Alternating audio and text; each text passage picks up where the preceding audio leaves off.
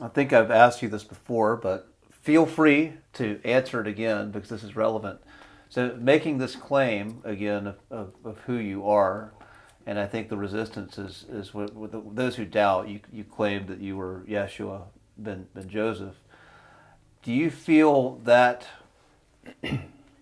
does that bring more clarity to what you want to impart to people, or is that another obstacle of ego that Uh, gets in the way?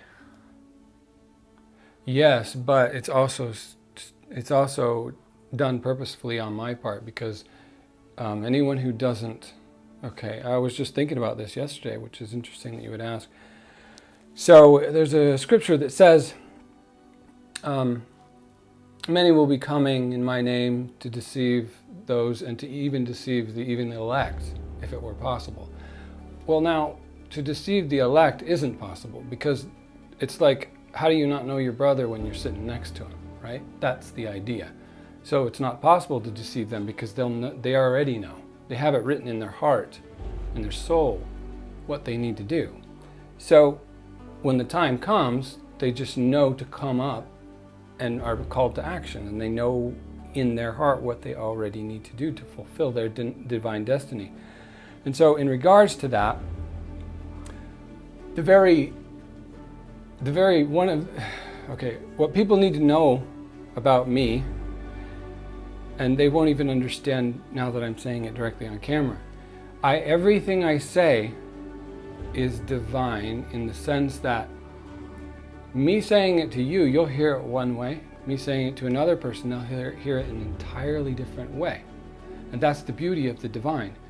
It will seamlessly and without fail filter or direct each and every individual where they need to go based on the words that came out of my mouth. Because one person will hear me, like you keep saying, I claim to be Yeshua.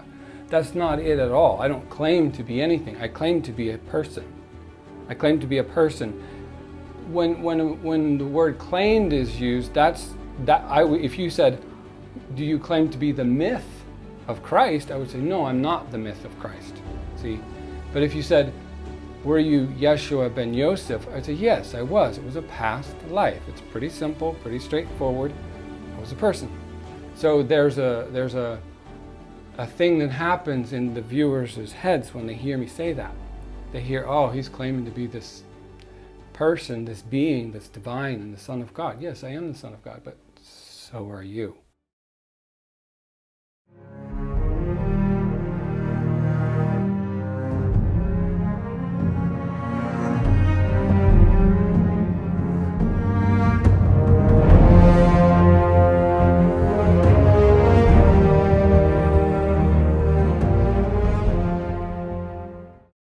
You all are. Every single one of you is the sons and daughters of God. We all are. And so I'm not claiming anything that shouldn't be claimed by everyone. I'm claiming it to show that if one man has the courage to claim such a thing, we all should be doing it. So that's why I'm doing it. So when I say that I claim to be the Son of God, that I claim to be Yeshua ben Yosef, that I claim to be the Christ, I'm standing for what we all have the divine right to claim. So I'm trying to shatter the paradigm and the belief system and the delusions of not being a divine being. Because we're all divine, we're all miraculous, and we all have the ability. I even said it in the scriptures. I said, you too will do even greater things than me. I kind of suck at miracles, if you want to know the truth. I have times where I do really great with them and they come easy. But I also have times where I can't do it. So, and that's no different from anyone, right? We have days where we just do the miraculous. Something happens. We're just like, wow, I manifested all of that today and it worked so well. But then you have other days where nothing works. So all I'm doing when that keeps being brought up, it's kind of nice because I'm trying to show all of you that you are divine through and through, that you are all sons and daughters of God, and that if I have the courage, the strength, and the fortitude to do the same and stand up for that and claim it and own it and be it in my daily life, and hopefully gives them a little bit more courage to do the same, because father and mother do view us that way.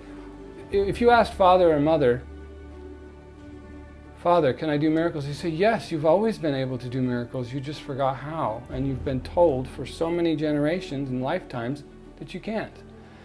They would want you to believe in yourself absolutely and completely. They would want you to claim your divinity. The trouble lies in the myth that the Roman Catholic Church conjured. We can do that. We could do a whole subject on that. That's if you going to be want to another video, yeah. Okay, we can get dirty in that. But future. They have deliberately... The Sinai Bible is one, and that's not completely accurate either, but there's many other books that clearly state. I just read there's a Knights Templar text that's been lost for ages, but someone just recently found it. It's Scott Wolter. He did America Unearthed, and he's a forensic geologist. He uncovered a text encoded through encryption by the Knights Templar that clearly tells you the lost scripture that they omitted out of the Bible, and it's going to destroy everybody's idea about me and about Christianity, and that is the resurrection never happened in the flesh.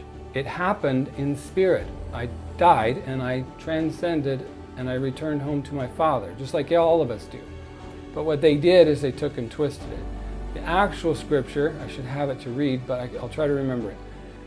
It says that Elizabeth, John the Baptist's wife or sister, I can't recall the facts on that, but she went to the guards who were watching over the tomb, and they gave them wine laced with poppy seeds. And you can even read it in the scriptures and other canonical texts. The guards that were on duty fell asleep. And then while they were asleep, Mary Magdalene and several of the others went to the tomb. They gathered the body. They took they left the face cloth there in the tomb, but they took the shroud with, and they removed the body. Okay, imagine if one of your family members was killed brutally, and then the dang people who did it wanted to keep your body and not let you have it. You'd be a little bit upset, to put it mildly, after the whole ordeal, not to mention then trying to keep your body. So they weren't going to have that, and that's not how Judean law works. The family has the right to bury the body.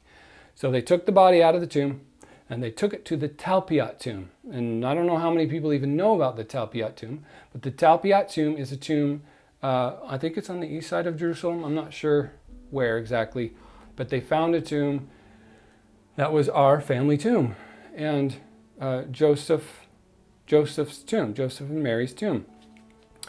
They put the body in there like they're supposed to. There was an ossuary. The ossuary is actually in Israeli Museum of Antiquities, I think, or maybe it's the Rockefeller Museum of Antiquities in Israel.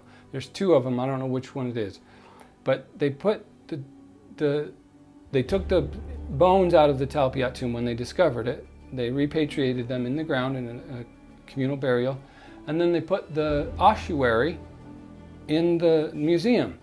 There's one for Mariamne, which is Mary Magdalene, my wife at the time. She was my wife. We had a child even, and they put the ossuaries in the museum, and they've kept them locked there ever since. But it's just no one had any interest to find them until the guy who made the Tomb of Jesus. You can find it on YouTube. It's called the Tomb of Jesus. I can't remember the naked archaeologist's name. I can't remember his name, but that's what he goes by on his show. He went and uncovered all of it. It's right there in plain sight for everybody to see. So I'm claiming to be exactly who I was, but I'm not the myth that everyone thinks I was. What happened is the Roman Catholic Church, which is run by the devil or Ahriman or whatever name everybody likes for him, he runs the joint. That's his church. It is his church. He owns it. He has it all wrapped up in his hands. And so what he did is, through that legend and through the Bible, he had them constantly editing the Bible and changing it. Pieces got cut out. They did it deliberately so everyone... What he does is, if he can't beat you, he'll use you.